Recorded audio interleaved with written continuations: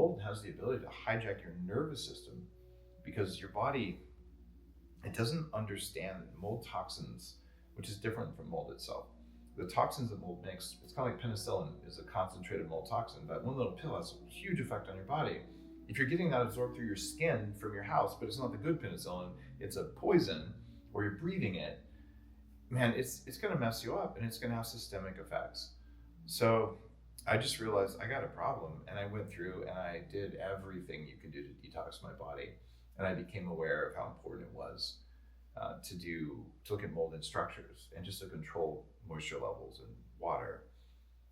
Along the way, I shot a documentary that I funded called Moldy Movie, and it's helped, I'm guessing, about 1 million people now become aware of mold, because no one would believe it at the beginning. So I interviewed a dozen top experts, including Mark Hyman, who had mold poisoning, and actually helped him diagnose his mold poisoning because it feels so random. Different people get different things. I interviewed a dozen high-performing people who were just taken offline by mold, and a dozen top experts. And you cannot watch it. It's an hour. It's free. moldymovie.com. You cannot watch that and go, oh, mold isn't real. So it's meant for doctors or for spouses who don't believe it. Because what's scary about this is mitochondria are so low level in the body, depending on which mold toxins you have. They might attack your mitochondria at the lining of your nerves. They're tied to MS and Alzheimer's and Parkinson's and cancer and cardiovascular disease and diabetes even, because they're biological dysregulators. Yeah. But if there was mold in this room right now, depending on the species, I might have one set of symptoms like brain fog and dizziness, and you might say, I don't feel anything, but 2 days later, I've got a rash, right? And so I found a lot of couples were really fighting over it because one of the two has genetics that makes them more susceptible. So they're getting crazy symptoms, and the other one's like, I get a stuffy nose sometimes, but it's just not a big deal. And so you think the other person's crazy until you realize different people get affected, but one person may get, Alzheimer's, and the other person may just say, I don't really feel anything, but then they get cancer. And today I run a concierge longevity medicine practice along with a top longevity doctor. And one of our clients in her early 40s, we tested, and she had serious brain fog, but she has what's essentially advanced Alzheimer's disease, and she's in her 40s with 2 young kids. And what happened? Their basement got flooded. And she has the very clear signs. We see the mycotoxins, we see the inflammation, we see the genetics that make her susceptible, and we see the brain stuff. That's how powerful it is. But her husband, I feel fine, right? So I want people to understand this is deadly serious. And the fact that a person in the room with you feels mold and you don't, it doesn't mean that it's not there. And we have the ability to test for it in the environment. We have the ability to test for it in the body today. And the problem has always been, well, what do you do? And you can do what the Bible says. If you go back, I don't remember which chapter and all, but Leviticus, there you go. It says literally, if there's black mold, clean everything. And if it comes back in 10 days, burn everything. Take it outside the city and burn it. Yeah.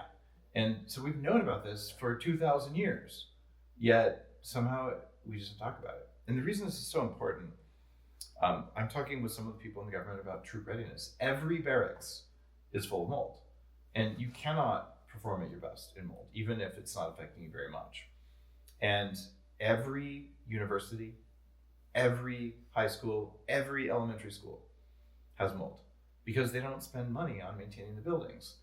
And I remember when I was at the University of California, the library had like standing water and people were complaining about getting sick in it, but this is like how it is. Yeah. So most government buildings, most libraries, they're all full of it. And so there's people who know they've been exposed to mold and they just won't go into those buildings. And everyone else who goes in there, they're getting sicker and sicker, and they're spending more and more on drugs, and they wonder why their relationships have gone to hell, their hormones are disrupted. All of this can be attributed to mold. And mold's additive with all the other environmental toxins and lack of sleep and eating junk food and all that, but it's a much bigger part of the burden. And the way mold enters the body is by breathing it, by absorbing through the skin, and by eating it. And so, Danger Coffee, I lab test the coffee using proprietary methods to make sure that there's no mold in it. And then any home that I own or spend a lot of time in, I test the air, I test the dust, I make sure that I've treated the HVAC system right. And along the way, I ended up inventing a probiotic that I could spray around. And it's very affordable and it helps, but it doesn't solve the whole problem. You have to keep doing it. And if it's inside a wall, what do you do? And so I've been searching for years for what do I tell people to do that's affordable? Because ripping out your whole kitchen is kind of an expensive thing. And I've had to do that twice. So you're replacing your HVAC system, very expensive. So, well, what are we going to do about this? Because most people aren't going to do that. And then you're just kind of stuck, especially if you own the home. And so I was really excited when we got to connect because you've got something that I was thinking I have to go invent that. But superstratum is like a long-term solution for mold, and I'm pretty excited about it. Yeah. But that's the story, man. This is personal. Yeah, it is personal, and you know, of course, it's personal for myself and for our team as well. And you said something that I thought was such a great point, and it is what I find is the reason why most people are not aware of this problem, or let's say when they're experiencing the problem, it's the main issue in them seeing the problem. And it's the difference, like you say, in how we think about germ theory. And if you have a cold and we're in the same environment and I get the same symptoms, then we naturally, I'm going to assume that that came from you and that somehow is a part of our environment. But when the symptoms don't match, then we, because of the way that we've been indoctrinated in this understanding of our environments, to think that there's not a correlation there. And like you brought up, this is not a germ that gets into your body.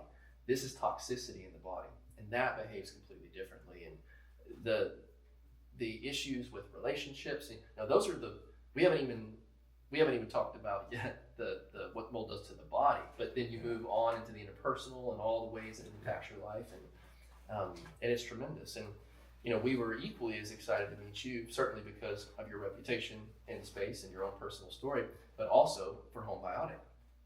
And you know, when we look at the reason that superstratum really exists is because we started our company with some very powerful technology, our endurance coating, which you know I know you're a very big fan of. But what we realized very quickly, which I think is the same thing that you realized on your journey with Home Biotic, even if you have a good technology, one product doesn't solve the whole problem. Yeah, and it's complex and sneaky. It's very complex. It's very sneaky. You're dealing with the sneakiest kingdom, you know, in the entire. The mold kingdom in and of itself is it's older than probably anything else here. If you think about it, for 2 billion years, there's been a war between bacteria. Yep. Oh, your mitochondria are ancient bacteria. Yep. And fungus. Yep. And they've been fighting all that time, right? And so it's no wonder that mold is such a low-level toxin former for humans. And it will eat us when we die. And it's happy for us to die sooner so it can eat us.